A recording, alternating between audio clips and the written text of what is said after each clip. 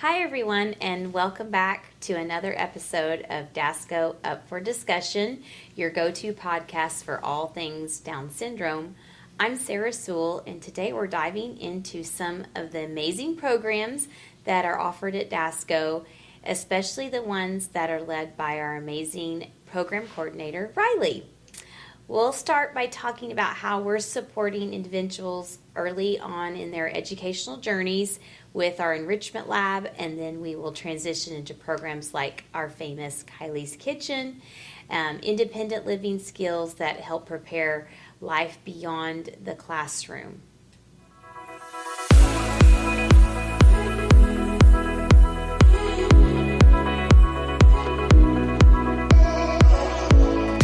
Joining us today to talk about all of our programs and all of this and give us some behind the scenes insight is Rylee Cole. Welcome to the podcast, Rylee. Hi, Sarah. Thank you so much for having me. I'm so excited to share about all of our programs and what we've been doing here at DSACO. Yeah, so to just kind of get us started, Rylee, kind of start off, we serve families from a prenatal diagnosis, all the way through the lifespan. So let's just talk about those programs that we offer for our, early intervention, that 0 to 3 or those new parents first. Yeah, absolutely. So one of the programs that we offer is our enrichment lab, specifically with Betty for our preschool to elementary age. It's a great opportunity for them to get some one-on-one work on those skills that they're working on in school, but it's in a sensory-friendly location. Yeah, and Betty's amazing. Oh my gosh, Betty's phenomenal. Yeah. All of our families love her. Mm-hmm. So Betty is our special ed teacher that conducts tutoring for our enrichment lab, and she's been with us almost 4 years, I think. She's been with us for several years Yeah. now. So, and she was with Oklahoma City Public Schools. Okay. Was Teacher of the Year actually one year. Wow. And she retired, missed the classroom. DSACO approached her and was like, "Hey, is this something you'd be interested in?" And she's been all in since, and she absolutely loves it. She loves working one-on-one with them, but she also offers opportunities to do group learning, and she loves them both. Yeah. So she just loves what she does. And so our enrichment lab, AKA tutoring, I guess if you want to call it that, but it's really, we're enriching the young ones and giving them those empowering skills to learn, and it's not just let's learn how to read or do math. It's more life skills too, and some social skills interaction. But I want to go back to like that 0 to 3. So we do some programs here, and I mean I've been a part of it because I'm a mom. But we those new parents that give us a call.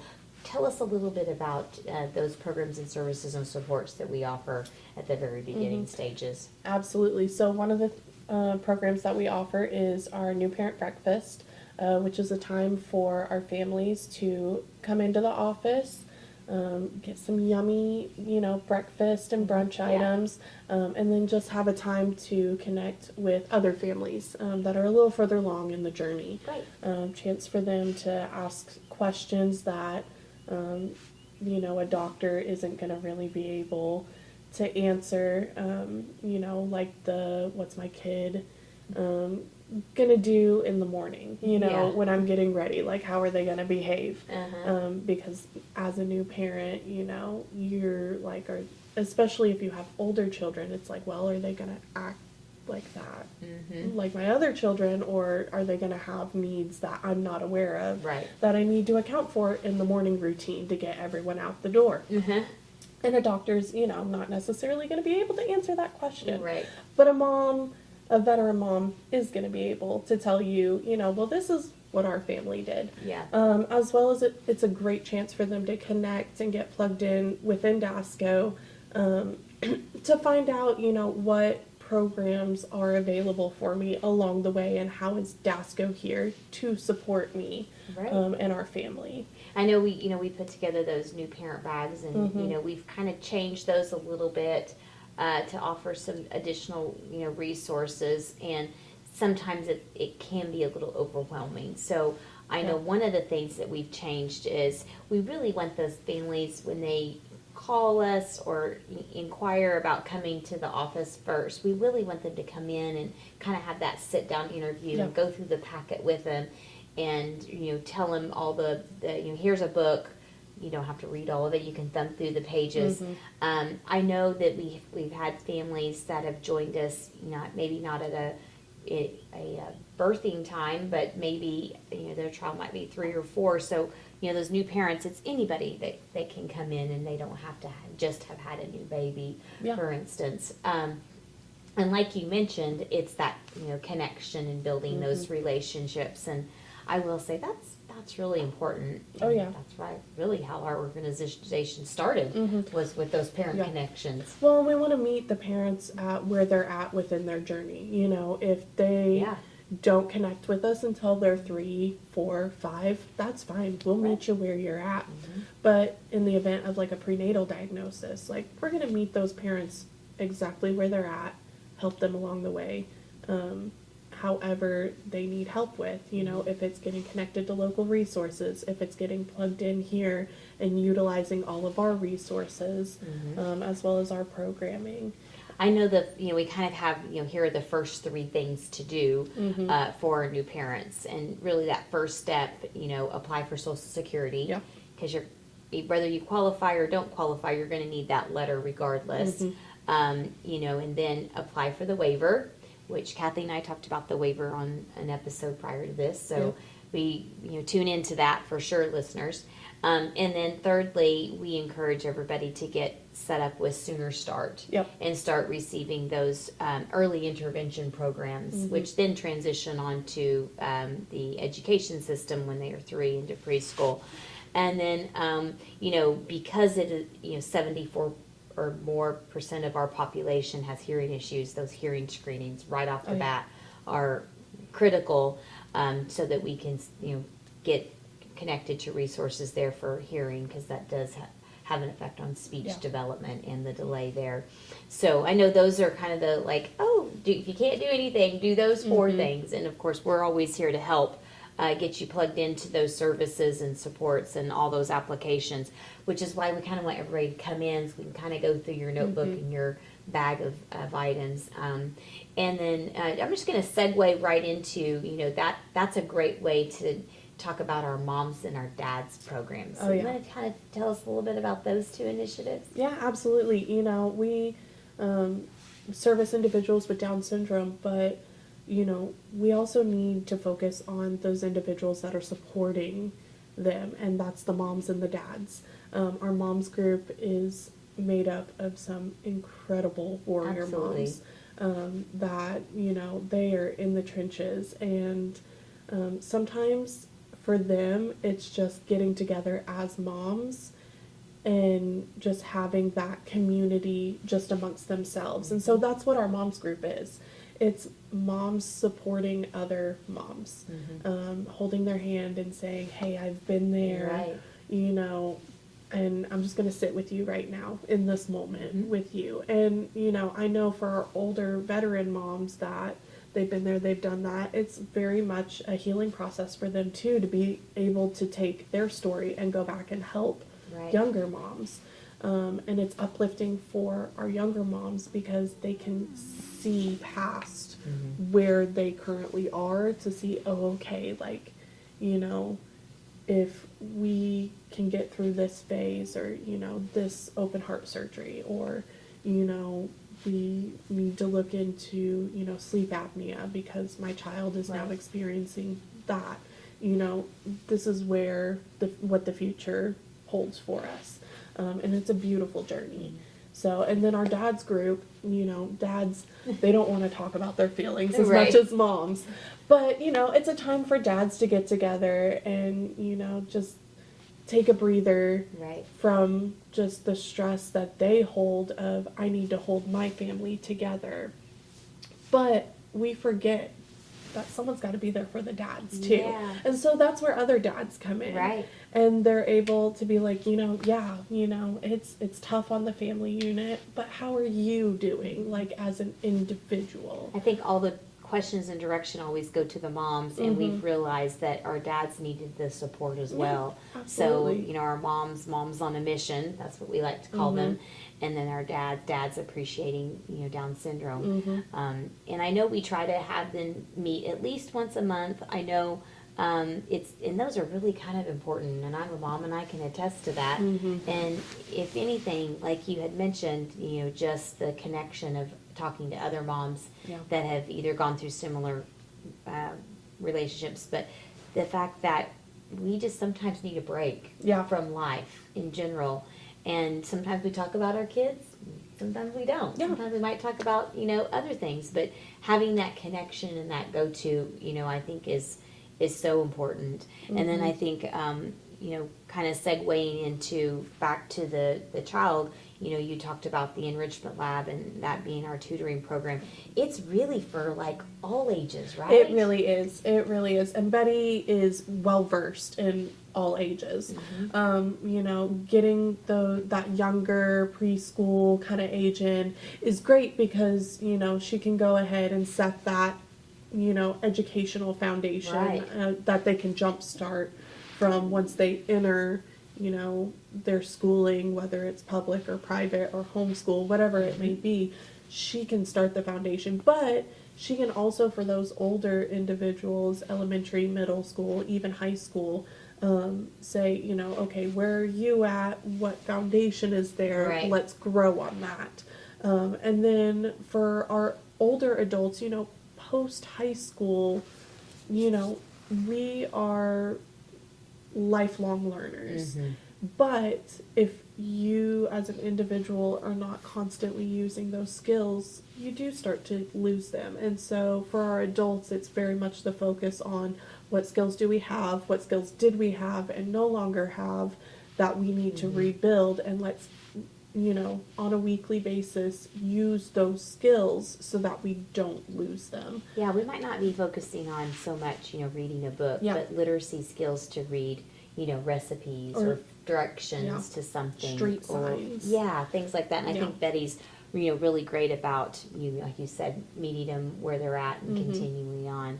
And then, of course, we kind of go into our elementary venture club. Yes. And, I know they get to meet once a month. So tell us a little bit about that. Yeah, so we've actually, we've done a complete overhaul on our social groups. And I mentioned moms and dads, but we have social groups for our self-advocates as well. So we've got like a 0 to 5-year-old group that we call the Littles, and they meet, and they're more of like mommy and me play dates.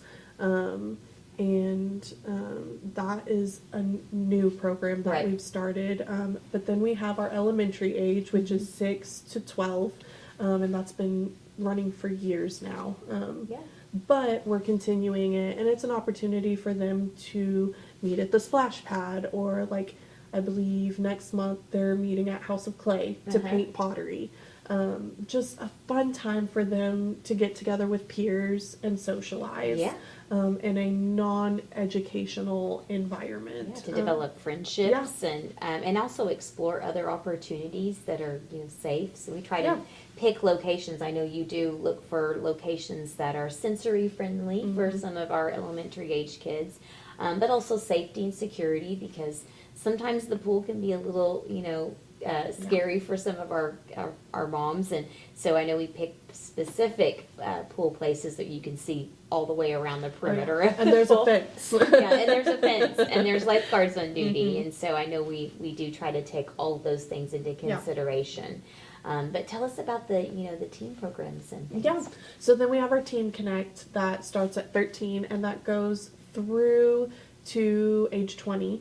And that's a new group. They haven't met yet, but it's in the works to do like maybe a board game afternoon where everyone gets to bring their favorite board game, and they just set up stations for them to play, board games, have snacks, socialize, and just get to know each other, as well as give the parents an opportunity to get to know each other, in the hopes that, some fun friendships, blossom, and they get to meet someone new.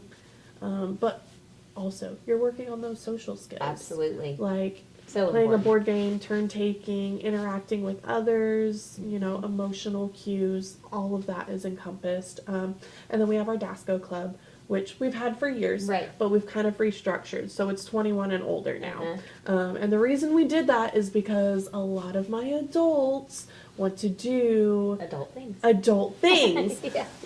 I've got course several they do. self-advocates that they're like, we want to go bar hopping. And it's like, okay, let's see if we can figure out how to, They do want to set be this up. independent. Yeah, and they don't necessarily need all of the, parents to be there. Yeah, So they, yeah. they Well- have some other fun activities, definitely planned. And even if they want to go to an adult movie. Yes, yeah. for Well, and instance. yeah, that's one of the other things Yeah. is, they want to go see a rated R movie. Right. And, you can't really do that with 13-year-olds. No. So, and there's a vast difference between a 13-year-old and a 21-year-old. Yeah, so I absolutely. completely get it. So yeah, they want an opportunity, and part of that too is they have reached that point in adulthood where they're longing for more of those more intimate connections. They're not friends with everyone. They want a solid friend group. Yeah, they have their group of people. Yeah, exactly. And they like to hang out together. Yeah. Well, Absolutely. and they hit the age where they're like, I want more in life. I want to have a significant other, and I want to have a place that I have the opportunity to meet a significant other. And so that our hope is that we can provide that environment in a very safe and caring, way that we have volunteers come in and parents can take a step back, which is great because it doubles as respite Yeah, for absolutely. parents, Yeah. which is much needed. Yeah, absolutely. But it also gives them a safe place that they can be an adult. And then we, of course, our famous program is Kylie's Kitchen, which Oh, has yeah. been around for 10 years, going on its 11th year. And we're so grateful to the McFarland family for helping initiate that program Absolutely. for us. And, it does start at age 13, right? Yes, Kylie's And Kitchen then does start at It 13. can go up, and it's just a great opportunity. I mean, my daughter's participated in it, but tell us a little bit about the kitchen and how all that has been a little bit revamped for our loved ones. Yeah, it has. And, I like to start out by saying, Kylie's Kitchen, when it originated, DSACO was able to go to a national conference and give a presentation on Kylie's Kitchen. And there are several states now that have Kylie's Kitchens Right. because of Oklahoma's Kylie's Kitchen. Absolutely. And so that's so cool. And they do reach out and they're like, well, how are you guys changing and revamping, and are you modifying? And we have done that. Originally it started out as a microwave-based cooking class with visual recipe cards. We've changed the setup of our recipe cards several times, but I think we might have perfected I think we might. it now at this point. So it's very visual based. Instructions are at a 3rd grade reading level or lower, very clear, easy to understand. And then we've also added air fryers Yes, now. I love it. Mm-hmm. I think it's great. Well, and I think they like it too because it really adds more to what we can cook in the Absolutely. kitchen. And so, By the way, the biscuits in the air fryer, the best. Mhm. Biscuits and jelly. they have really enjoyed the pizza this past Oh, month. yes, yes. They have loved making Well, and they get pizza to in the put their air own fryer. toppings Yeah. on and get creative in their own ways. Some of them made different shapes of their pizza. Mhm. So I always like to say, Kylie's, there's lots of creativity going Yeah. on. But like you said, it's so important for our loved ones to continue their socialization Yeah. skills. And sometimes they don't get those opportunities. And so all of our programs, offer that aspect of connection and, being able for them to ask for things and give direction. And, and I think that's one of the great things I love about Kylie's is that there's so many different skill levels that are talked about and Yeah. done at Kylie's. And I know the only problem we have is it's full. Yeah. We don't have enough stations, do we? Every single week. Yes. And we have a wait list. We always have a wait list of people that are like, if someone cancels, please let me know. Yes. So tell us when Kylie's occurs. Yeah, so Kylie's occur on Fridays. Right now, we just added a third Friday a month. Our hope is that we can get to every single Friday. Yeah. Which it's looking like we're heading that direction. So it's Fridays from 6 p.m. to 8 p.m. And doors open at 6. We're usually cooking by 6:15. So Right. that 6 to 6:15 window is arrival time. And then from there, they come in, wash their hands, pick a station. Usually Grab an apron. yeah, grab an apron. There's usually a big, huge discussion about what volunteer they'll be claiming, because we do have volunteers here to help each individual on a one-to-one basis, which that's always funny too, because volunteers come in and they're, gung-ho and ready to help, and then the participant is like, I've got this. Uh-huh. And they're like, oh, okay, I am just your Yes. sous chef. Yeah. Got it. Yeah. So. And I will put a plug in for our volunteers. So Mhm. if any of you out there listening would like to volunteer with us for any of these programs or activities, please email us, contact us, get in touch with Rylee. You can fill out a volunteer form on our website. But we couldn't really do any of these programs and services without our volunteers, and we are so appreciative of them, and we always need more. And Oh, yeah. we take them in groups or individuals, whatever. But our volunteers are really the essential to the success of our programs and activities, for sure. Absolutely. If I have 10 volunteers that sign up, if they don't show up, the program can't happen Right. without them. Right. So, they're vital to the success of some of these programs, and Kylie's is one of those. Mm-hmm. So, And then, we have lots of other activities and ways that our loved ones can interact. Mhm. And we do the workshop series. So Yeah. I know Kirsten's participated in those, and those are really aimed towards our teen and adults. So tell us a little more about the workshops that we've done in the past. so in the past, we've done the National Down Syndrome Association does a 3-2-1 go, which is a workout routine that covers like 8 sessions. So we split it up over 8 months, and our workshops meet the first Saturday of the month every month for 8 to 9 months. And it's just a chance for them to come in. 3-2-1 specifically, we were working on moving your body healthily, eating healthily, and making sure that we were thinking healthily. So mental health, working on emotional regulation, for nutrition, we were working on healthy snacks and portion sizes, looking at sugar intake and trans fats, and how to read a nutrition label. Oh, None yeah, of them that's even, important.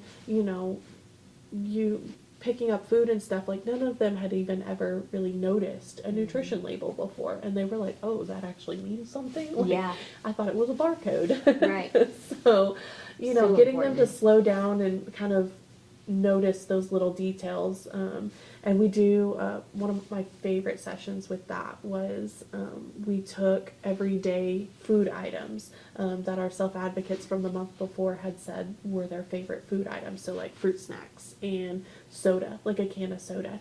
And before they came in, we took each of those individual items, we looked at how much sugar was in each of them, and then we took a baggie and put that much sugar in each of the baggies, and the looks on their faces. They were like, oh my goodness, there's that Yeah. much sugar in soda? And we were like, yeah. It's wild when you can break it down into a visual like that and Absolutely. see exactly what you're putting into your body. And then for our workouts, just how can I move my body in a fun and healthy way? We did a lot of dance videos off of YouTube, showing them that you don't have to just lift weights, Right. you don't have to just do squats or wall sits or crunches. You can do yoga. You can just turn on music and dance around the room. You can invent a new dance move. That was one of the things that that's we fun. did one month, and they loved it. And creativity. There were some wild dance moves. And I know in some of the workshop we've talked about, what a relationship is. Yeah. and, being safe on the internet, because a lot of them have social media. Yeah. And, just giving them instructions on how to be safe there and secure. And so we've dabbed into that. And then just, having them a complete understanding of, some life skills, but on a different level, but, adding to their independency. And I think the whole, in general, the workshops, all focus on those independent skills and getting them to the next step of where they're at. And then, of course, these all of our programs are mostly free. And I know this summer we have quite a few camps coming up. Yeah. So if you want to just kind of give a quick rundown of all the camps and activities we've got going on. So we have OT camp, which is run by our wonderful OT Jessica. Right. We have a littles group, a middle school group, and then we have our teen and adult group. And I believe a couple of the camps are already full, but I do know that we do have at least one. I believe the middle school camp is still open. Nice. So, and we still have spots, and we encourage people to sign up for those. But Jessica comes in, and it is, 2-3 days of just funness.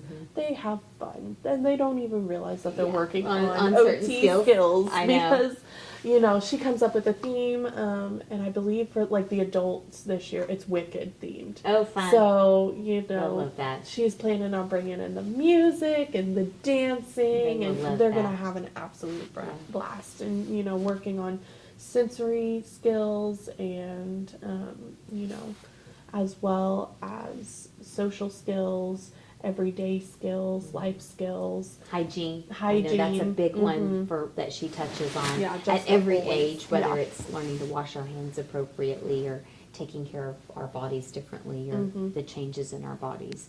And then, of course, we have, the other program that's gone for a long time is basketball camp. Basketball camp, 11 years this year.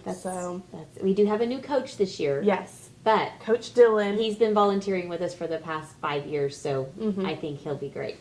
He's very, very, very excited. So Coach Dylan, he's an assistant coach at one of the Edmond high schools. And it'll be his first year leading basketball camp, but he is so, so, so excited. He has new skills, circuits that he wants to do. He wants to do like almost like a bracket instead of just on Saturday them doing like the standard scrimmage. He wants to do like a bracket sort of thing. He's coming in with some really cool new ideas and some fun, energy. I think the one thing I appreciate about basketball camp is they're actually learning the same skills as a real basketball player. It's not just, come in here and we're going to, try to, handle or dribble a ball. Like, he really goes through all the shooting skills, the ball handling skills, and teaching them really how the game works and following the rules. And I do appreciate that part about it. And plus, it's just, the kids love playing basketball. It's just a lot of fun. And then we have our adult camp, which I think it might be already full, but which is at Twin Cedars this year. And and that's strictly for just our adults. 18 and older. And it is full this year, but be on the lookout for next year. But and that's a good time for them to just go get away for 3 days and just have fun at, the stereotypical American summer camp. Their archery, swimming, ropes course, the whole 9 yards, arts and crafts, you name it, they're doing it at camp. One thing we didn't talk about yet, but I wanted you to touch on because you've started this and it's a new grant funded, is, we have parent-to-parent meetings monthly, and we really try to focus on workshops or parent discussions that need to happen, and we kind of listen to our membership to develop those. But one in particular that you're doing throughout a series is for our aging parents and adults. So you want to tell a little bit about that, because you've got some pretty cool things coming up with that segment. So our first session for that was financial health and wellness. And so we had a financial advisor come in and talk to our families about what are financial moves that I need to make now to set my child up for success in the future. And I will warn people, we're having hard discussions in these sessions. We're having those end of life discussions of, if something happens to me financially, have I set my child up for success afterwards? Like all those questions, who's going to take care of them? Where are they going to go? And I know that you have a new session coming up. Yes. For this particular group. So what age group is that for again? Is that adults? Yeah, our adults mainly, and specifically for the parents 65 and older is kind of our target for those individuals that they're hitting that retirement, and if they aren't retired, they're having those discussions. And this could even be grandparents, right? Yeah, absolutely. Like grandparents can come if you're, leaving money for a grandchild, and or maybe you are the main caregiver for a loved one. So we just encourage everybody at 65 and over to participate in this new series. And I know Rylee's got some great things down the pipeline to come for that. And then we'll gear up for our next parent meetings. I know we're hopeful to start some hearing screenings here in the future. So we're having a parent discussion about that, as well as maybe some music therapy coming up, or perhaps some other ways to engage our younger groups. But is there anything else you want to share that's coming up this next year about our programs that's new, or ideas that are in the works? Yeah, I mean, we hold an annual potty training session, so that'll be coming up for our younger parents that are hitting that age of. We do get a lot of questions about potty training. Yes, yeah. And sometimes the books are helpful, but they don't give you all the insight. Exactly. Well, and when you're having to adapt, especially if you're a parent, like in the thick of it, you're like, how do I adapt this? And so we have a session for parents that an individual comes in and says, well, these are, ways to adapt the process to make it easier on them. As well as we're in the works of, for our self-advocate workshops, maybe doing an entrepreneur focus session. Fun. I like that. For next year. So we're still building that right now, but it's looking very, very promising. And part of that is finding community partners that were willing to come in, and community members that are business owners to come and inspire and actually talk to them about, like, what does it really take to be an entrepreneur. And we do have several that are entrepreneurs. I know we talked about supporting the families and supporting our loved ones through all ages, but one thing that you have initiated the last couple of years is kind of our sibling group. Do you want, because you are a sibling, I don't think we noted that earlier, but Rylee is a sibling, and so she's really got a different insight, and she knows she's going to be the future caregiver. But talk about our sibling group and how you've initiated that and what's going to happen there. And I would like to mention, like, that's why we started the aging adults workshop, is because that's very near and dear to my heart. Because for me as a sibling, I want my parents to know that I'm thinking about that stuff. For the next phase for my sister Josie. But we started in what we call adult sibling socials, and it's honestly, we open it up to all siblings. So if you've got a sibling with a disability, we want you. Because, we joke, a sibling is a sibling is a sibling.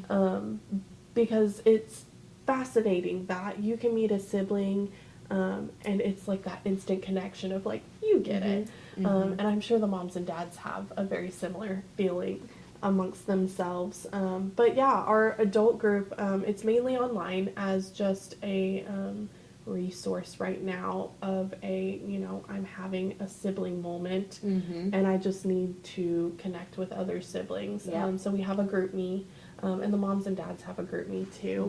But our adult sibling group is just mainly an opportunity for people to just, like, voice what it's like being a sibling in there, connecting with other siblings, and then this summer we'll be picking up our meetups, and so those typically happen about once a quarter, just because we, as a sibling, you love your sibling, but a lot of us, since it is an adult group, we have families ourselves.